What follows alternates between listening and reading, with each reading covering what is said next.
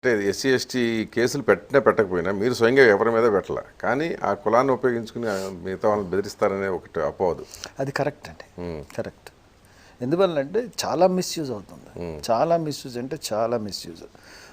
అది ఒక్కోసారి నేను కూడా బాధపడే పరిస్థితి. ఎందువల్లంటే అసలు ఒరిజినల్గా కరెక్ట్గా జరిగే కేసు అట్రాసిటీస్ జరగట్లేదని అనలేమండి, ఖచ్చితంగా జరుగుతున్నాయి. కానీ వాడికి మాత్రం ఈ చట్టాన్ని ఉపయోగించట్లేదు. అక్కడికి వచ్చేటట్టు కాంప్రమైజ్ చేసేసుకుంటారు. ఎస్, రూరల్లో ఎందుకుందంటే ఇంకా అన్టచబిలిటీ ఉందండి.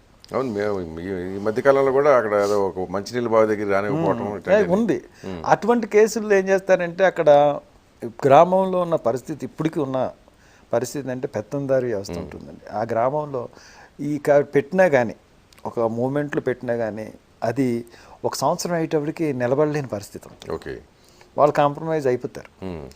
వేరే ఇక్కడ అర్బన్లో అటువంటిది లేదు, చాలా తక్కువ. అర్బన్లో మిస్యూజ్ అవుతుంది, బాగా మిస్యూజ్ చేసి బెదిరించడానికి కొంతమంది యాక్టివిస్టులు అయితే ఈ పేరు మీద డబ్బులు సంపాదించడానికి కూడా ఇదే పనిలో ఉంటారు, ఉన్నారు, నాకు తెలుసు.